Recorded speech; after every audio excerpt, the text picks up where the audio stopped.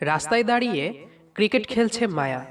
কপালে কিছু চুল, উঁচু করে চুল বাঁধা, সাদা টি শার্টের গায়ে লাল নীল হলুদ রঙের মাখামাখি। এলাকার ছোট বড় ভাই পিচ্চিদের সাথে প্রায় মায়া ক্রিকেট খেলে। শেষ বিকেলে ফাঁকা রাস্তায় ব্যাটিং করতেই বল সোজা কারো গাড়ির কাছে এসে লাগে। দ্রুত ব্রেক করে গাড়ি থামালে মায়া ফু দিয়ে কপালে চুলগুলো উড়িয়ে এগিয়ে যায় বল আনতে। ফর্মাল পোশাকে গাড়ি থেকে নেমে আসে আয়ান। মায়া অন্যদিক ফিরে বল চাইল আয়ানের কাছে। এই যে, বলটা দিয়ে দেন। আয়ান স্থির চোখে মায়াকে পর্যবেক্ষণ করে বলে, বলটা আমার কাছে এভাবে এলো কেন?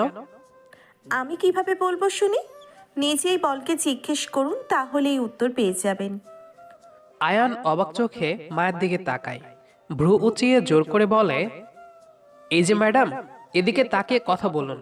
বলের সাথে পরে কথা বলবো, আগে আপনার সাথে বলে নেই। মায়া নাক ফুলিয়ে আয়নের দিক ফিরে কোমরে হাত রেখে ভ্রু নাচিয়ে বলে, হ্যাঁ বলুন শুনি, কি বলতে চান? আয়ান থমকে গেল নিমিষেই। মায়ার মায়াবী মুখ, আদুরের চোখের ইশারা। আয়ান অপলক চেয়ে রইল মায়ার চোখের দিকে। আনমনে আয়ান বলে ফেলে, মাশাল্লাহ। মায়ার চোখের সামনে তুড়ি বাজিয়ে বলে, এই যে, কোথায় হারিয়ে গেলেন শুনি? কি বলবেন দ্রুত বলুন। আয়ান অপ্রস্তুত হয়ে চোখ নামিয়ে নিল। বলটা মায়ার হাতে ধরিয়ে মৃদু গলায় বলে, রাস্তা কি খেলার জায়গা ম্যাডাম? না, প্রেম করার জায়গা। মায়া মুখ ভেঙচি কেটে খেলতে চলে যায়। আয়ান অবাক চোখে তাকিয়ে হাসল। গাড়িতে বসে আয়ান জানালা দিয়ে মাথা বের করে চেঁচিয়ে বলে, এই যে, নাম কি তোমার? মায়া পেছন ফিরে ভ্রু চেয়ে বলে, নাম জেনে কাজ কি আপনার শুনি?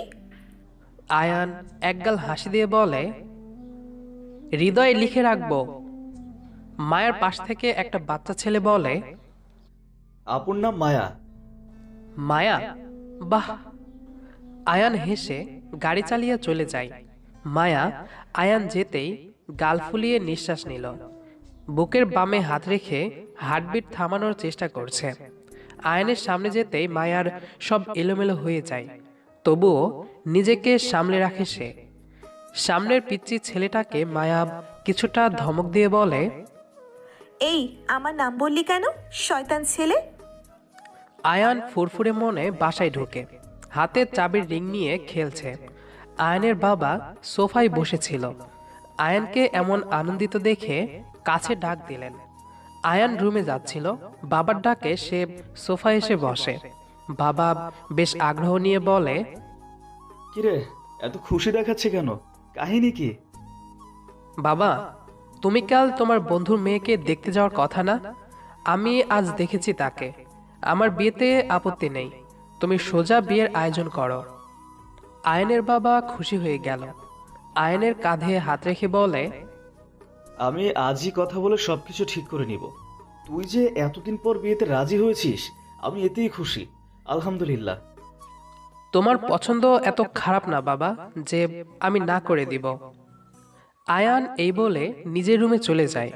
আয়নের বাবা ফোন হাতে তুলে বন্ধুকে কল দিয়ে বিয়ের দিন তারিখ ঠিক করে ফেলে। মায়া বাবার কাছ থেকে বিয়ের কথা শুনে মন খারাপ করে ফেলে। আয়ানকে মাত্রই তো দেখল, কিছু হওয়ার আগেই অন্য কারো বউ হবে ভেবে মায়া মন খারাপ করে। কিন্তু পরিবারের বাইরে যাওয়ার সাধ্য মায়ার নেই। আয়ান খুব খুশি। বউ করে মায়াকে নিয়ে এসেছে আজ। বাসর ঘরে বসে যে বসে আছে মায়া, আয়ান ঠিক মায়ার বরাবর বসে আছে। মায়া চোখ নামিয়ে বসে আছে। আয়নের মুখে তৃপ্তির হাসি। আয়ান বেশ নরম কণ্ঠে বলে, আমাকে বিয়ে করে কোনো আফসোস নাই তো? মায়া মাথা নিচু করে বেশ অপ্রস্তুত হয়ে বলে, এটা কেমন প্রশ্ন? আফসোস হবে কেন বিয়ে করে? ও মা, সেদিন যে বল নেওয়ার সময় আটকালাম তাই? মনে কোনো ক্ষোভ নেই যে আমাকে সেদিন কিছু করতে পারোনি? মায়া এবার বেশ বিব্রত হলো। নিজেকে সামলানোর চেষ্টা করে বলে, এখানে আফসোসের কিছু নেই। আমি আমার পরিবারের পছন্দকে সম্মান করি। আয়ান মুচকি হেসে বলে, তার মানে এখন তো আমি তোমার স্বামী, তুমি আমাকে কিছু করতে পারবে না। যা চাইবো তাই করবে এবং করতে দিবে। মায়া অপ্রস্তুত হয়ে আয়নের দিকে তাকালো, কাপা কাপা গলায় বলে, মানে হ্যাঁ, কিন্তু আপনি কি চাচ্ছেন? আয়ান পাঞ্জাবির একটা একটা করে বোতাম খুলে নিল। মায়া কিছুটা ভয় পেয়ে চোখ নামিয়ে নিল। বুকের ভেতর যেন কেউ হাতুড়ি মারছে। মৃদু ঘামও কপালে জমা হতে লাগে। আয়ান আয়েশি ভঙ্গিতে বলে, কোমরটা দেখাও তো। আয়নের এমন কথাই মায়া অবাক হলো। লজ্জায় লাল হয়ে বলে, জি, কি বলছেন এসব? যা শুনছ ঠিক, কোমর দেখব আমি। আমি এখনো অপ্রস্তুত আসলে। আয়ান মায়ার এমন মুখ দেখে অন্যদিক ফিরে হাসে। মায়া মাথা নিচু করে আছে।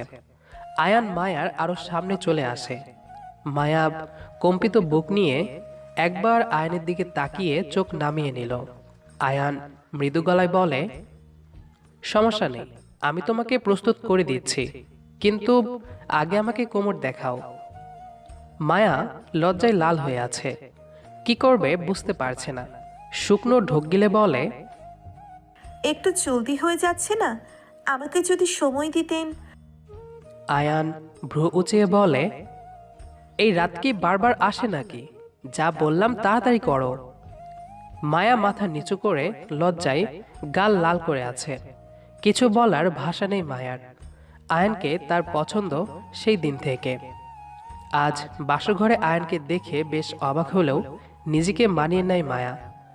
আয়ানের এমন আবদার শুনে মায়া হতভাগ হয়ে গেছে। এমনভাবে জেদ চেপে আছে যে মায়া নাও করতে পারছে না। এখন কোমর কিভাবে দেখাবে সে?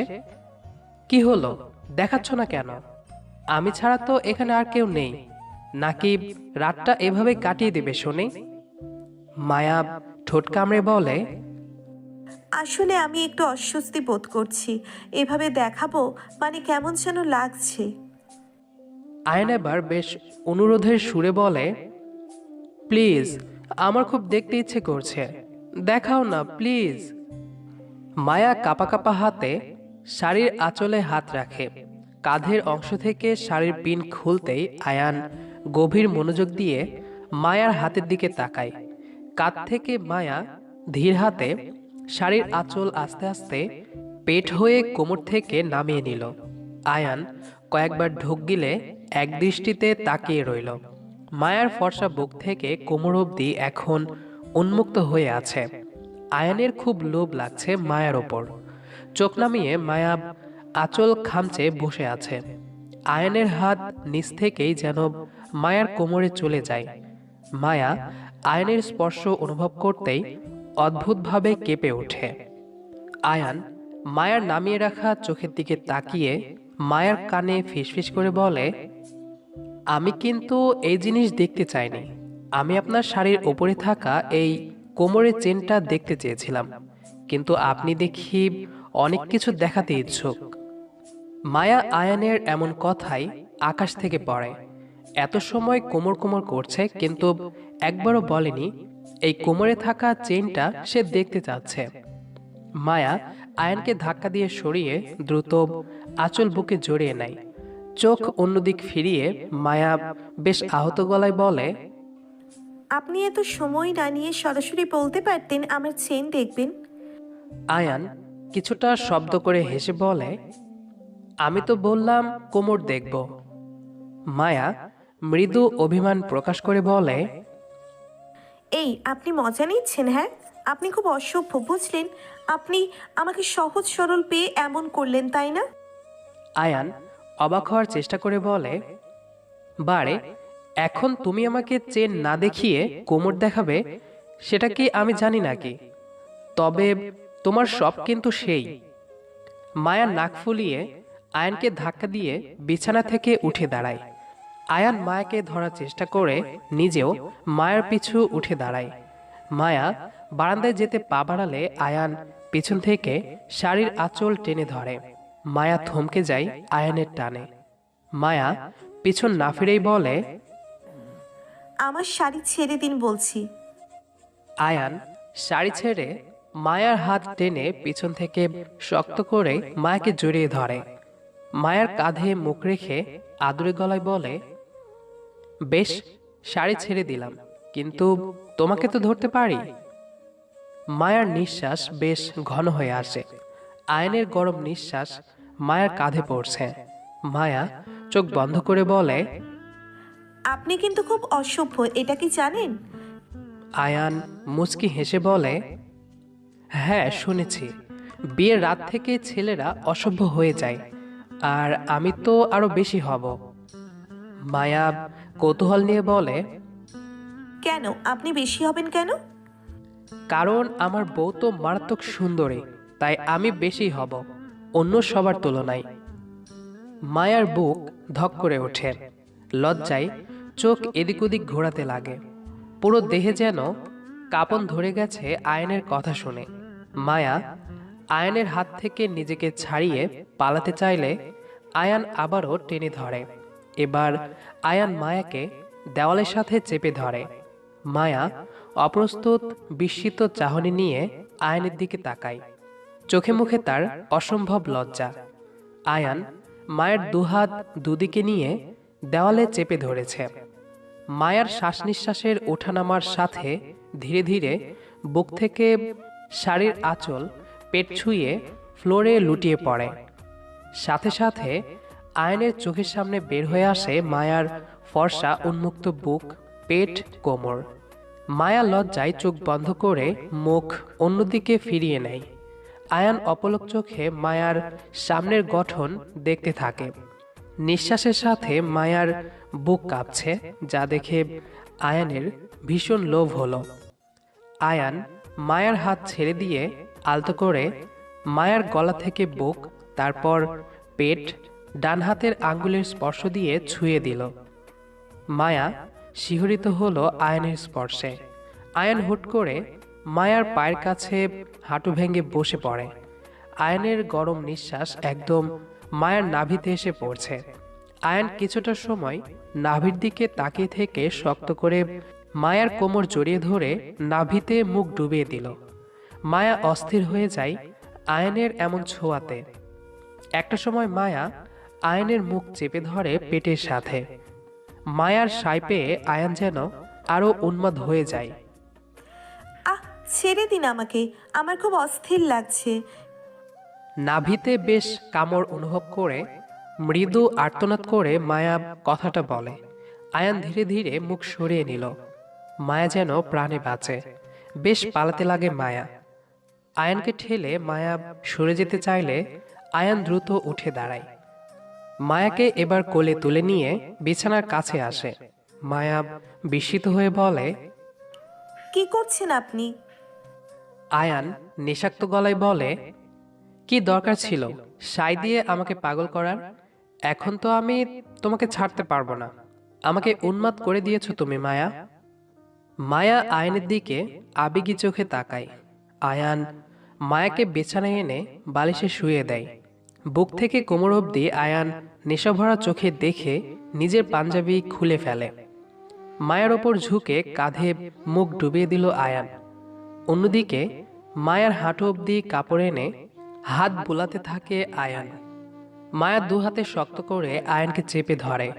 ধীরে ধীরে আয়ান ওপর থেকে নিচে নামতে থাকে। মায়াকে পাগলের মতো আদর করতে থাকে আয়ান। মায়াও তা অস্থির হয়ে গ্রহণ করতে থাকে। পুরোটা রাত কেটে গেল কয়েকবারের আদর ভালোবাসায়।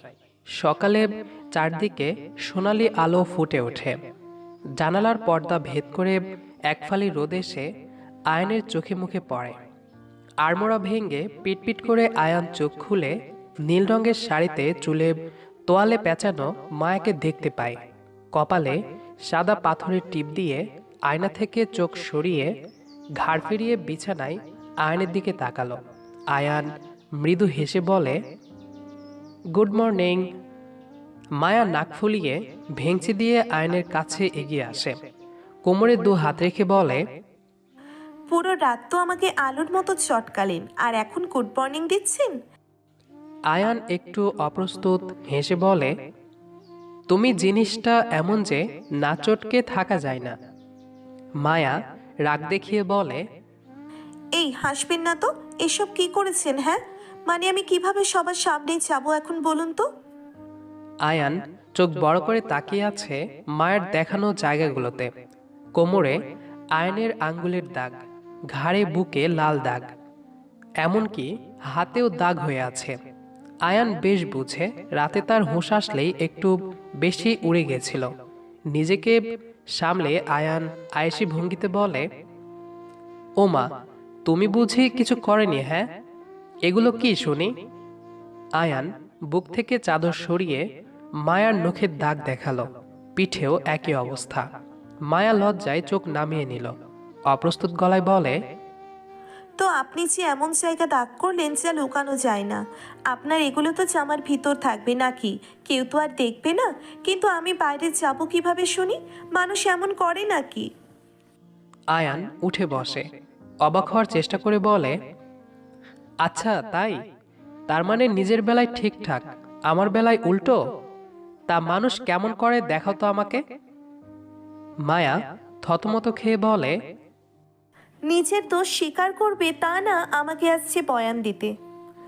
এই বলে মায়া যেতে নিলে আয়ান হাত টেনে বিছানায় নিজের কোলে বসায়। মায়া হকচকিয়ে যায় আয়নের কাণ্ডে। অপ্রস্তুত আয়নের গলা জড়িয়ে ধরে মায়া। আয়ান দুষ্টু হাসি দিয়ে নিচু গলায় বলে, আহারে, যাও, স্বীকার করার জন্য তো প্রমাণ লাগবে তাই না? তা এসো, প্রমাণ জোগাড় করে দেই তোমাকে। মায়া কিছুটা ভীতু হয়ে বলে, একদম না, উল্টোপাল্টা কিছু করবেন না। রাতে কম করেননি, এখন হাত দিলে খবর করে দিব। তাই নাকি? তাহলে করো খবর, আমার কোনো সমস্যা নেই। এই বলে আয়ান মায়াকে বিছানায় চেপে ধরে, চাদরে দুজনকে ঢেকে নেয় আবার। আয়ান মায়ার ভেজা চুলে নাক ডুবিয়ে দেয়। আবারও দুজন হারিয়ে যায় ভালোবাসার রাজ্যে।